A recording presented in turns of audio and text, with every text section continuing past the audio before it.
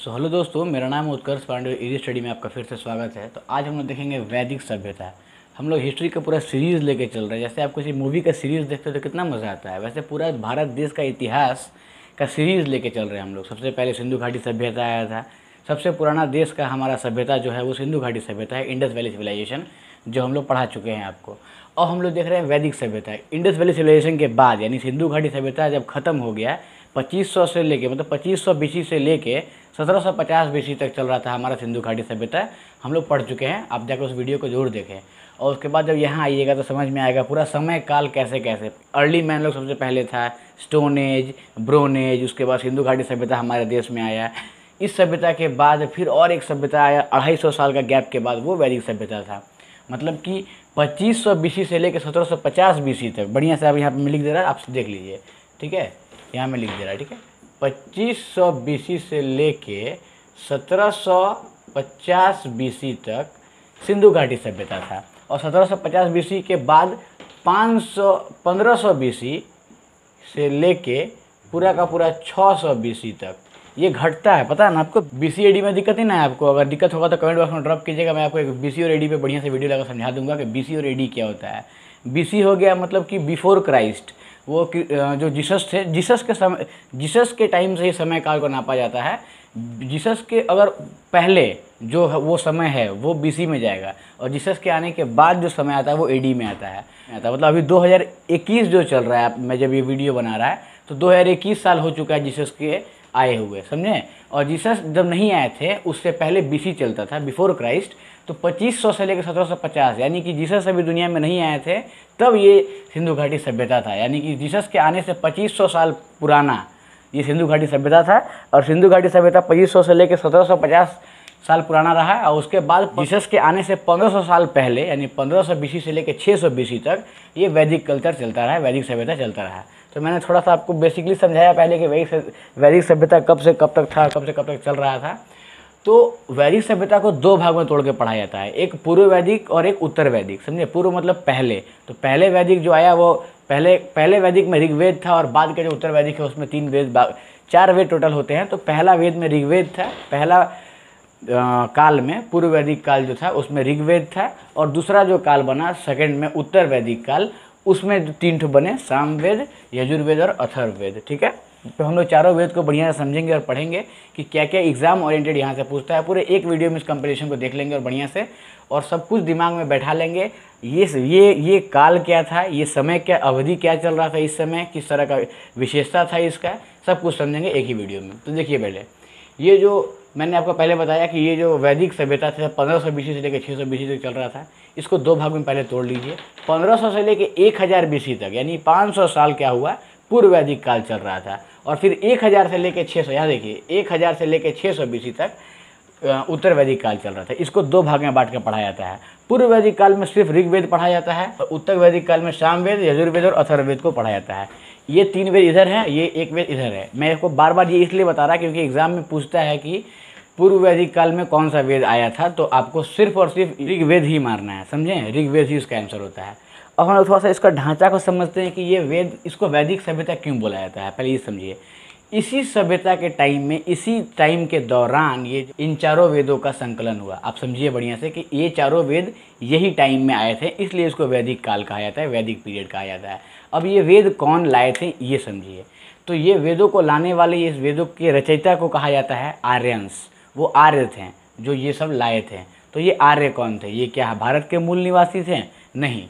ये देखिए, आपको भारत का मैप में दिखा रहा है। भारत के मैप से इधर पड़ता है पाकिस्तान, ये आपको पता है। और पाकिस्तान से और ऊपर बढ़िएगा, यहाँ पड़ता है अफगानिस्तान। मैं आपको ऐसे ही समझा रहा, आपको पता होगा इंडिया मैप के बारे में, मैं बहुत बार ये बता चुका हूँ आपको। तो ये पाकिस्तान, इधर अफगानिस्तान। अफगानिस्तान से ऊपर जितना देश पड़ता है वो सब मिड एशियन देश कहलाते हैं, जैसे कि ताजिकिस्तान, तुर्कमेनिस्तान, काजाकिस्तान, उज्बेकिस्तान जैसे पड़ते हैं ना, उधर सब का सब देश।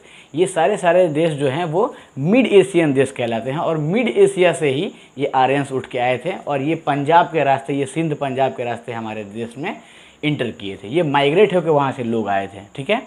तो कौन लोग आए थे वहाँ से? आर्यंस आए थे। कहाँ से आए थे? मिडल एशिया से आए थे। और किस किस रास्ते से आए थे? तो पंजाब के रास्ते आए थे। ये सब आप याद रखिएगा, एग्जाम ओरिएंटेड में बता रहा आपको। ये पूछता है किस रास्ते से आए थे, तो पंजाब के रास्ते से, सिंध पंजाब के रास्ते से हमारे देश में इंटर किए थे। तो ये जो इंटर किए थे इनका मकसद क्या था? तो ये जो थे ये कहते थे कि संस्कृत लैंग्वेज जो है, सबसे पहले संस्कृत लैंग्वेज को हमारे देश में इंट्रोड्यूस आर्यंस ने ही करवाया था। यही आए थे और संस्कृत लैंग्वेज को लेके आए थे। संस्कृत लैंग्वेज हमारे देश में नहीं बोला जाता था। ये लोग संस्कृत लैंग्वेज को लेके आए और यहाँ के लोगों को संस्कृत नहीं आता था, तो यहाँ के लोगों को निम्न लोग कहें ये लोग, क्योंकि संस्कृत हमें नहीं आता। मतलब कि भाषा के आधार पे, लिंग्विस्टिक आधार पे वो लोग अपने आप को श्रेष्ठ बोलते थे, क्योंकि उनको संस्कृत आता था। और संस्कृत जो है वो देव भाषा है, देवों की भाषा है संस्कृत, इसलिए वो लोग अपने आप को देव भाषा जानने के वजह से अपने आप को श्रेष्ठ मानते थे। और वो पूरा का पूरा ये जो आपको भारत दिख रहा है, इसमें इसका प्रचार प्रसार करने में लग गए कि संस्कृत चारों तरफ फैल जाए। तो ये जो पूरा संस्कृत फैलाने का ठेका लिया ऊपर में, नॉर्थ साइड में, वो गौतम ऋषि ने लिया, और साउथ साइड में जो लिया वो अगस्त ऋषि ने लिया। ये भी क्वेश्चन पूछता है कभी कभी, अगस्त ऋषि से क्वेश्चन पूछता है कि दक्षिण भारत के क्षेत्र में प्रचार प्रसार से संस्कृत का करने के लिए किसको ये दायित्व मिला था? तो वो अगस्त ऋषि को मिला था। और उत्तर में मैंने आपको बता दिया गौतम ऋषि को मिला था। समझ गए? तो ये जो गौतम ऋषि और अगस्त ऋषि ये जो काम कर रहे थे, या फिर ये जो आए थे आर्यंस और ये जो बोल रहे थे कि संस्कृत यहाँ पे इंट्रोड्यूस किया जाए, यहाँ पे सबको संस्कृत बोलना चाहिए, संस्कृत बहुत बड़ा लैंग्वेज है, बड़ा महान लैंग्वेज है। तो अगर यहाँ के लोग पहले भी तो कुछ भाषा बात करते होंगे कि उनके पास कोई लैंग्वेज ही नहीं था, ऐसा तो था नहीं, यहाँ लैंग्वेज तो था ही कुछ ना कुछ। तो जो यहाँ लैंग्वेज था, अब नया आदमी आके बोलेगा कि मैं आपको एक नया लैंग्वेज सिखा देता हूँ, तो आप सीखिएगा? नहीं सीखिएगा, आपको फ़ायदा नहीं है तो क्यों सीखिएगा? अगर मैं आपको बोलता हूँ कि चलो मैं आपको इजराइल का भाषा सिखा देता हूँ, इजराइल का भाषा आपको पता है क्या है? कितने आदमी को पता है इजराइल का भाषा? कमेंट कीजिए। इजराइल का भाषा होता है हिब्रू, समझे? तो हिब्रू भाषा में आपको सिखाऊंगा, सीखिएगा? आप नहीं सीखिए, कोई काम ही नहीं है आपको, नहीं सीखिएगा। तो अब ये लोग जो आर्यंस आए थे वहाँ मध्य एशिया से उठ के और आके यहाँ इंडिया में बोला कि संस्कृत का प्रचार प्रसार कर रहे हैं, संस्कृत को आप लोग सीखिए, ये लोग क्यों सीखेंगे? ये लोग सीखने से मना कर दिए। और इस एरिया में कहीं छोटा छोटा, पहले भी तो यहाँ पे किला बना के लोग रहता ही था, कुछ लोग होंगे, कोई सभ्यता नहीं था इतने सालों से, 250 साल, मतलब कि सिंधु घाटी सभ्यता खत्म होने के बाद और वैदिक कल्चर आने से पहले ये जो बीच का समय था 250 साल, ये यहाँ इस समय कोई सभ्यता नहीं थी। क्योंकि साइंस वगैरह उस समय होता तो थोड़ा जल्दी पॉसिबल था, लेकिन उस समय कुछ नहीं था, कोई टेक्नोलॉजी नहीं थी, पूरा का पूरा एक सभ्यता खत्म हुआ, तो फिर दूसरा सभ्यता बनने में 250 साल का बीच में गैप लग गया। तो समझ पा रहे हैं मैं क्या बोल रहा? तो जो गैप लग गया, तो लेकिन इस समय इस भारत में कोई ना कोई तो लोग रहते थे, कुछ राजा थे, कुछ छोटा छोटा किला बना के रहते थे। तो जो बीच में लोग थे यहाँ पे मध्य भारत में, समझिए तो 10 राजा एक साथ मिल के, 10 जगह का राजा, 10 प्रोविंस का राजा समझ लीजिए, मिल के इन आर्यों को भगाने का चक्कर में इनसे युद्ध किया कि ये आर्य आए हैं जबरदस्ती आके संस्कृत थोप रहे हैं हम पे, तो इनको मार के भगाया जाए। लेकिन आर्य में इतना शौर्य था, और आर्य का जो एक कबीला था, कबीला समझते हैं क्या होता है? कबीला का डिफिनेशन होता है कि लोग जो हैं, जनसंख्या जो है, उसमें से कुछ जनसंख्या बाहर निकल के वॉरियर्स का प्रैक्टिस करके वॉरियर्स बनते हैं, उन्हें कबीला कहा जाता है। युद्ध करने के लिए वो लोग होते हैं।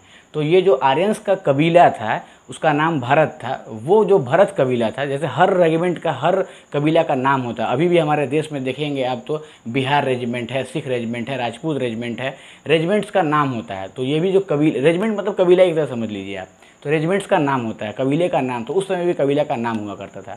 तो वो जो कबीला था भारत कबीला, वो बहुत स्ट्रांग कबीला था, और वो अकेले ही, भारत कबीला अकेले ही ये 10 राजा को हरा के अपना वर्चस्व कायम किया और पूरा का पूरा भारत देश पे छा गया।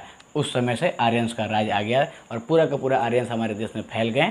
ऊपर गौतम ऋषि संस्कृति अपना प्रचार कर ही रहे थे, नीचे अगस्त ऋषि कर रहे थे, और पूरा का पूरा ऐसे ही करके इन्होंने भारत पे अपना वैदिक कल्चर का प्रचार प्रसार होने लगा। समझ गए आप कि ये लोग कैसे आए, कहाँ से आए और कैसे एंट्री किए और कैसे यहाँ पे भारत में पूरा का पूरा वैदिक कल्चर बना, वैदिक कल्चर चला, और संस्कृत कैसे इंट्रोड्यूस हुआ हम लोग से, ये सब आप समझ गए। अब देखते हैं कि इस समय में 4 जो वेद बने, इनसे इंपॉर्टेंट क्वेश्चन क्या बताएं, क्योंकि हम कहानी भी समझेंगे और क्वेश्चन भी समझेंगे। तो ऋग्वेद सबसे पहला वेद है जो हम लोग सिर्फ पूर्व वैदिक काल में पढ़ते हैं, इसमें नहीं पढ़ेंगे। उत्तर वैदिक काल सेकंड पार्ट हो जाता है, ये ऋग वैदिक काल फर्स्ट पार्ट है। तो ऋग वैदिक काल जो कि है 1500 से लेके 1000 BC के बीच में, उस समय सिर्फ और सिर्फ ऋग्वेद लिखा गया था। इसका इंपॉर्टेंट क्वेश्चन क्या बनता है कि सबसे पहला वेद कौन सा होता है? तो ऋग्वेद। देखिए पहला ही सबसे प्रथम वेद तो ये है ऋग्वेद। दूसरा क्या है कि संकलन, मतलब कि इसका रचयिता कौन थे? तो वो कौन थे? तो देख लीजिए वेद व्यास जी थे। वेद व्यास जी ने ही ऋग्वेद का संकलन किया है। इसका पूरा ड्राफ्ट, इसको पूरा ड्राफ्ट कौन किए हैं? वेद व्यास जी। समझ गए? इसमें 10 मंडल होता है, 10 ठो मंडल यानी 10 ठो चैप्टर है। मंडल मतलब चैप्टर समझिए, 10 ठो चैप्टर है इसमें। और ऋग्वेद से इंपॉर्टेंट क्या है? इसका 3rd चैप्टर यानी 3rd मंडल, तृतीय मंडल, या मैंने 3rd लिखा है, तृतीय मंडल सबसे इंपॉर्टेंट है, क्योंकि वहाँ से क्वेश्चन पूछता है कि गायत्री मंत्र यानी कि ओम भूर्भुवस्सुः स्वस्तिर्वरेण्यं भर्गो देवस्य धीमहि धियो यो नः प्रचोदयात्, जो हमारा गायत्री मंत्र है वो कहाँ लिखा गया ये क्वेश्चन पूछता है, तो ऋग्वेद में मिलता है। ऋग्वेद के किस चैप्टर में मिलता है, किस मंडल में मिलता है, तो मंडल तृतीय में मिलता है। तीसरे चैप्टर में मिलता है ऋग्वेद में हमारा गायत्री मंत्र। ये भी क्वेश्चन पूछता है बहुत बार एग्जाम में, पीसीएस के एग्जाम में पूछा भी है। और ये भी याद रखना है कि 7वें मंडल से एक क्वेश्चन पूछता है कि 7वें चैप्टर में क्या इंपॉर्टेंट चीज़ है, तो वहाँ पे दगराज युद्ध के बारे में बताया गया है। वही दगराज युद्ध यानी कि 10 राजाओं से अकेले भारत का जो किला था वो लड़के उनको हराया था और पूरा का पूरा भारत पे अपना वर्चस्व कायम किया था। वही दगराज युद्ध का वर्णन कहाँ मिलता है, 7वें मंडल में, ऋग्वेद में। तो ये इंपॉर्टेंट चीज़ें दोनों आपको याद रखना है ऋग्वेद से। ऋग्वेद के बाद इंपॉर्टेंट चीज़ देख लेते हैं, तो क्या है, सामवेद। सामवेद से क्या पढ़ना है हम लोग को, सामवेद मेनली आप समझिए कि संगीत के लिए समर्पित है, समझे, यानी कि संगीत स्वर के लिए जो सारेगामापा सबसे पहले इस्तेमाल किया गया और कैसे इसको इस्तेमाल करना है, और ऋग्वेद में जो मंत्र लिखे हुए हैं, जो श्लोक लिखे हुए हैं, इनका उच्चारण कैसे करना है, इनको कैसे गाना है, वो सब कुछ आपको सामवेद में मिलेगा। और इनको गाने का प्रक्रिया यहीं से स्टार्ट होता है और यहाँ पे समझाया गया है कि कैसे गीत को, कैसे संगीत को गाते हैं। तो मेनली बेसिकली समझिए कि क्वेश्चन यही पूछता है कि संगीत का वेद किसे कहा जाता है, फिर संगीत किस वेद से जुड़ा हुआ है, तो सामवेद से जुड़ा हुआ है, ठीक है। अब आते हैं यजुर्वेद। यजुर्वेद में दिया हुआ है यज्ञ का अनुष्ठान, यज्ञ ये सब कैसे होता है, इनके नियम कानून क्या हैं, इनको कैसे पूरा किया जाता है, यज्ञ के बारे में बताया गया, यज्ञ का वर्णन किया गया है यजुर्वेद में, याद रखिएगा आप, इसे कोई क्वेश्चन पूछता है बस। अथर्ववेद से क्या क्वेश्चन पूछता है, अथर्ववेद में जादू, टोना, वशीकरण, ब्लैक मैजिक टाइप्स, यही क्वेश्चन पूछता है। जादू टोना किसने बताया गया है, तो वो अथर्ववेद में बताया गया है। वशीकरण किसने बताया गया है, तो अथर्ववेद ने बताया गया है। और अथर्ववेद मेनली आप समझिए कि सबसे पहला वेद है ऋग्वेद और सबसे इम्पॉर्टेंट वेद है अथर्ववेद। इसको ब्रह्म वेद भी कहा जाता है, यानी श्रेष्ठ वेद, ब्रह्म मतलब श्रेष्ठ वेद। तो श्रेष्ठ वेद किसको कहा जाता है, याद रखिएगा, अथर्ववेद को। आखिरी वेद भी इसी को कहा जाता है, ये सबसे लास्ट वेद है। सबसे पहला ऋग्वेद आया, उसके बाद सामवेद आया, उसके बाद यजुर्वेद आया, फिर अथर्ववेद आया। इसका सीक्वेंस भी याद रखिएगा, कौन पहले आया कौन बाद में आया, ठीक है। और ये अकेले इधर पढ़ा जाता है। पूर्व वैदिक काल में क्वेश्चन पूछता है कि पूर्व वैदिक काल में कौन सा वेद था, तो सिर्फ और सिर्फ ऋग्वेद था। ये तीनों इधर हैं, समझ गए। तो बेसिकली मैंने आपको सब कुछ समझा दिया है। अब सिर्फ थोड़ा सा और आगे बढ़ के ये देख लेते हैं कि वैदिक सभ्यता में समाज कैसा था। तो समाज और यज्ञ, ये 2 पॉइंट है जहाँ से क्वेश्चन बहुत बनता है। तो समाज देख लेते हैं। तो समाज 4 वर्ग में बटा हुआ था, ठीक है। सबसे पहले इन आर्यों के हिसाब से सबसे पहले जो होते हैं वो इंसानों की श्रेणी से ऊपर हैं गॉड। यानी देखिए आपको यहाँ पे मैं पिरामिड स्ट्रक्चर में सब कुछ पहले चलता था, वो मैं आपको दिखा रहा कि सबसे ऊंचा इन आर्यों के हिसाब से और हमारे हिसाब से भी आज के डेट में भी सबसे ऊंचा गॉड होते हैं। तो भगवान के नीचे ही सब हैं, सारे इंसान जो हैं, फिर उनकी कैटेगराइज की गई है। कैसे देखिए, पहले गॉड, गॉड के नीचे ब्राह्मण, ब्राह्मण के नीचे क्षत्रिय, क्षत्रिय के नीचे वैश्य, वैश्य के नीचे शूद्र, समझे। इस तरह से 4 वर्गों में पूरा का पूरा उस समय समाज को बांटा गया था। अब ब्राह्मण कौन होते थे, जिनके पास ज्ञान होता था, जो ज्ञान बांटा करते थे, वेद का ज्ञान रखे थे, सारा का सारा श्लोक समझते थे, मंत्र का उच्चारण करते थे, मंत्र समझते थे और ज्ञान अर्जित करते थे और लोगों में ज्ञान बांटते थे, वो ब्राह्मण थे। और जो ये इंपॉर्टेंट चीज़ समझिए कि जो ज्ञान रखेगा वही ब्राह्मण होगा, ब्राह्मण का बेटा ब्राह्मण नहीं होगा। वो मैं आपको आगे से समझाऊंगा बढ़िया से। तो ब्राह्मण वही होगा जो ज्ञान अर्जित कर लेगा, ठीक है। क्षत्रिय वो होगा जो वॉरियर होगा, जो पूरे समाज को, पूरे राज्य को रक्षा करेगा। एज अ वॉरियर वो लड़ेगा और अपने लोगों के लिए, अपने लोगों का रक्षा करेगा, वो क्षत्रिय हुआ। वैश्य कौन हुए, as a type of businessman, लाला साहूकार लोग जो होते हैं, पूरा बिजनेस एडमिनिस्ट्रेशन जो चलाना है वो वैश्य लोग करते थे। मतलब कि एक बनिया टाइप का, एक वैश्य टाइप का पूरा जो लोग होते थे वो इस श्रेणी में आते थे। और शूद्र मतलब होता है, शूद्र का मतलब होता है सेवा करने वाला। तो ये सबसे नीचे आते थे शूद्र। इनको शूद्र को माना जाता है बहुत छोटा टाइप का, लेकिन छोटा टाइप का नहीं होते हैं, सबसे बड़ा लगभग समझिए तो यही होते हैं, क्योंकि ये सेवा करते हैं। आज के समय सेवा का मतलब होता है, आप नाक सिकुड़ को समझिएगा, सेवा करता था यानी कि ग्रुप डी का होगा, ऐसा कुछ नहीं है। शूद्र का मतलब होता है सेवा करने वाला, यानी कि ये बहुत महान काम है। एज अ वैदिक कल्चर सेवा करना बहुत बड़ा काम था जो इनको सौंपा गया था, ठीक है। तो ये 4 भाग में बांटा गया। सबसे कम ब्राह्मण हुआ करते थे, जो आज के डेट में भी है कि जो सबसे सुपीरियर लोग होते हैं वो सबसे कम होते हैं, और उसके थोड़े से सुपीरियर जो कम हुए क्षत्रिय वो थोड़े से उनसे ज़्यादा थे, वैश्य थोड़ा उनसे ज़्यादा थे, और सबसे अधिक शूद्र हुआ करते थे। उस समय सबसे कम ब्राह्मण हुआ करते थे, सबसे ज़्यादा शूद्र हुआ करते थे, ठीक है। तो ये हमने समझ लिया समाज कैसे बटा हुआ था उस समय। लेकिन इसको समझने से एक चीज़ और समझना है कि ये जो मैं आपको अभी बताया ये पूर्व वैदिक काल का समय था। पूर्व वैदिक काल में ब्राह्मण था, क्षत्रिय था, वैश्य था, शूद्र था। लेकिन पूर्व के बाद जब उत्तर वैदिक काल आया तो उसमें क्या हुआ कि ये जो बाकी के 3 जातियाँ हैं, क्षत्रिय, वैश्य और शूद्र, इनको लगने लगा कि ब्राह्मण को ज़्यादा सुपेरिटी मिल रहा है, इनको ज़्यादा वैल्यू मिल रहा है, तो थोड़ा सा नियम कानून में चेंजिंग लाया जाए। और उसके बाद उत्तर वैदिक काल आया और नियम कानून में चेंजिंग आ गया। और अब क्या होने लगा कि जो ब्राह्मण होगा उसका बेटा ब्राह्मण होगा।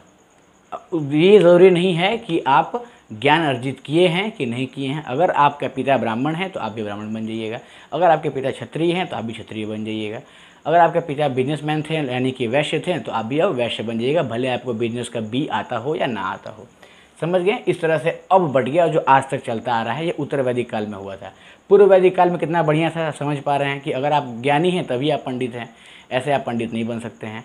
और उस समय इतना बढ़िया व्यवस्था था, समझिए पूर्व वैदिक काल में, कि एक ही परिवार में, एक ही डोर से बंधे हुए परिवार में ही चारों अलग अलग जात के लोग हो सकते थे। जैसे समझिए कि मैं आपको टीचिंग करा रहा, मैं आपको पढ़ा रहा, तो मैं ब्राह्मण हो गया। ऐसे मैं ब्राह्मण हूँ लेकिन मैं ब्राह्मण हो गया क्योंकि मैं आपको ज्ञान दे रहा।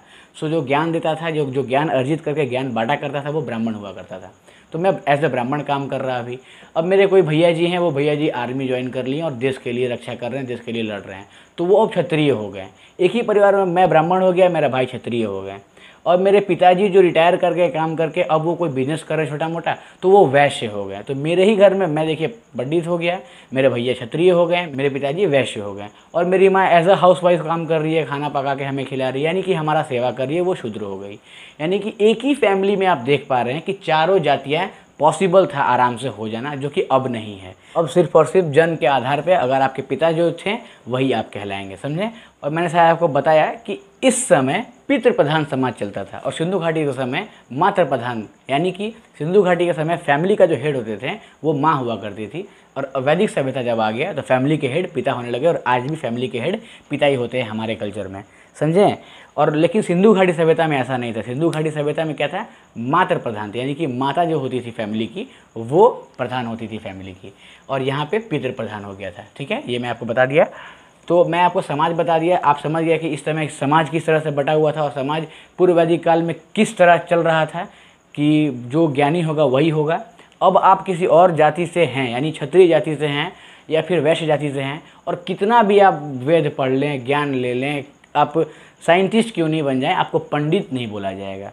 आप कितने ही बड़े पंडित हैं, कितने ही बड़ा मार्शल आर्ट सीख लिए, तो तलवार चलाना सीख लिए, वॉरियर हो गए, किक, कराटे, कुंफू सब सीख लिए, फिर भी आपको क्षत्रिय नहीं बोला जाएगा क्योंकि आपके पिता क्षत्रिय नहीं थे। यानी कि अब जन्म के आधार पे बढ़ चुका है, यानी कि उत्तर वैदिक काल से जन्म के आधार पे बढ़ गया सब कुछ, लेकिन पूर्व वैदिक काल में कर्म के आधार पे ये समाज बटा गया था। समझ गए कि हमने समाज को कैसे बांट कर समझाया आपको बढ़िया से। कहीं कोई दिक्कत होगा तो फिर से एक बार रिपीट करके देख लीजिएगा।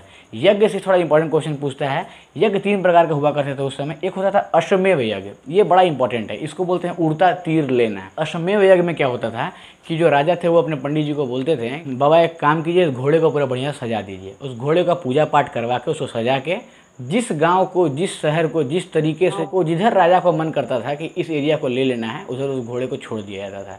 वो घोड़ा अगर माना जाता था कि उस गांव को पार करके चला गया तो वो गांव इस राजा का हो जाएगा, जो भी गांव वो पार करके चला गया। अगर आपको उस अपने गांव को नहीं हारना है तो उस घोड़े को रुकवाइए, और फिर जो घोड़े के पीछे सैनिक भी जाते थे उन सैनिकों को हरा के भेजिए। मतलब कि ज़बरदस्ती उड़ता तीर दे देना सबको कि हाँ, ज़बरदस्ती का गुंडाई करना, ये वाला अश्वमेव यज्ञ कहलाता था कि ज़बरदस्ती एक घोड़ा को पूजा पाठ करवा के किसी और के एरिया में भेज दिया जाता था और उस जगह को हथियाने का कोशिश किया जाता था। ये अश्वमेव यज्ञ होता था। ये अब नहीं होता है। ये देखिए वाजपेयी यज्ञ, ये क्या होता था, ये अभी भी हमारे देश में होता है।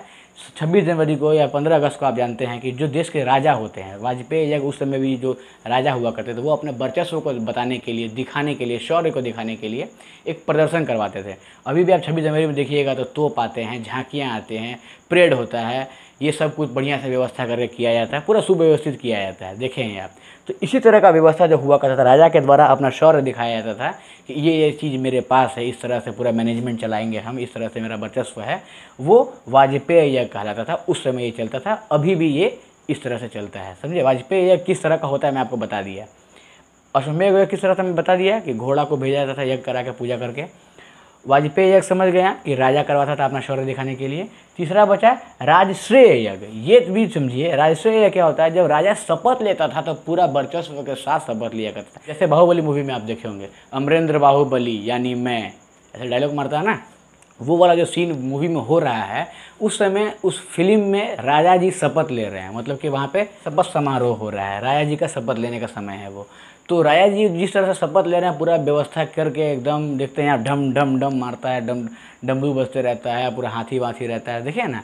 तो उस तरह का जो समारोह लगाया जाता है, उस तरह का एक यज्ञ होता है और उसको बोला जाता है राजश्रेय यज्ञ। उस वहाँ भी यज्ञ होते रहता है, सब शपथ लेने टाइम राजा का राजश्रेय यज्ञ होता था। तो इस तरह से क्वेश्चन मेंस में पूछते हैं, प्री में भी पूछता है राजश्रेय यज्ञ से, तो थोड़ा बढ़िया से समझ लीजिए।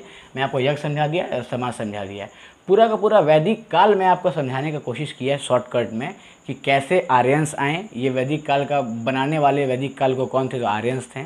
आर्यंस कैसे मिड एशिया से आए, ताजिकिस्तान, तुर्कमेनिस्तान, काजिकिस्तान, उज्बेकिस्तान जिधर पड़ता है, यानी अफगानिस्तान से ऊपर वाला क्षेत्र, उधर से कैसे आए वो लोग, और ये सिंध के रास्ते हमारे देश में घुसे और गौतम ऋषि को ठेका मिला, यानी कि गौतम ऋषि का दायित्व था कि ये इधर नॉर्थ के साइड में इंडिया का अपना संस्कृत का प्रचार करें। और संस्कृत जिनको नहीं आता था उनको वो लोग निम्न या फिर अनार्य कहते थे, मतलब कि आर्य नहीं अनार्य। संस्कृत को वो अपना बेस, और उनको संस्कृत आता है इसलिए वो अपने आप को सुपीरियर बोलते थे। ये आपको मैंने समझाया कैसे, और फिर ये कैसे बटा है समय काल, मैंने आपको समझा दिया। और ऋग्वेद जो चारों वेद होते हैं, ऋग्वेद पूर्व वैदिक काल में आता है, वहाँ से क्या क्या इंपॉर्टेंट चीज़ था। 10 मंडल होते हैं, गायत्री मंत्र वहाँ से है। यहाँ से मैंने समझाया सामवेद से संगीत का मंत्र है, यजुर्वेद यज्ञ का इसमें बताया गया सब कुछ, और अथर्ववेद में ब्लैक मैजिक या जादू टोटका जो भी होता है वो सबसे बताया गया है। और मैंने यहाँ समाज में कैसे वर्ग उस समय बांटे गए थे वो बता दिए हैं आपको, ब्राह्मण, क्षत्रिय, वैश्य और शूद्र, और यज्ञ क्या क्या इंपॉर्टेंट होते थे, कैसे कैसे वो था, वो सब मैंने आपको बता दिया। वैदिक काल यही है, यहीं से क्वेश्चन पूछता है, ऋग्वेद से यहीं से क्वेश्चन पूछता है। थोड़ा डेप्थ में जाके आप समझ सकते हैं। अगर आप कमेंट करेंगे कि इसको थोड़ा डेप्थ में समझाइए, तो मैं चारों ऋग्वेद, रामवेद, यजुर्वेद और अथर्ववेद चारों को मैं बढ़िया से आपको समझाऊंगा, अगर आप कमेंट करते तो। लेकिन इतना प्री के लिए इतना काफ़ी है। अपकमिंग एग्जाम जो भी आपका आ रहा है अभी, एसएससी का एग्जाम है, असम राइफल का, यहाँ से क्वेश्चन अगर बनता है तो यहीं से क्वेश्चन बनता है। सिंपली यहाँ से पूछ देगा उठा के कि गायत्री मंत्र कहाँ है, तो 3rd मंडल में है, ऋग्वेद में। सिंपली पूछ देगा जादू टोटका वाला वेद कौन सा है, सिंपली आप मार दीजिएगा अथर्ववेद। सिंपली आपसे पूछ देगा संगीत किस किस वेद से जुड़ा हुआ है, तो सामवेद। ऐसे करके क्वेश्चन पूछता है, ठीक है। मैंने आपको बता दिया स्ट्रक्चरली कि कैसे कैसे क्या क्या हुआ था, कैसे वो आए थे, ठीक है। आशा करते हैं कि सब कुछ आपको समझ में आया होगा। अगर समझ में नहीं आया तो फिर से वीडियो को एक बार रिपीट करके देखें, सब कुछ आपको बिल्कुल समझ में आ जाएगा। फिर मिलते हैं हमारे नेक्स्ट वीडियो में, तब तक के लिए जय हिंद, जय भारत।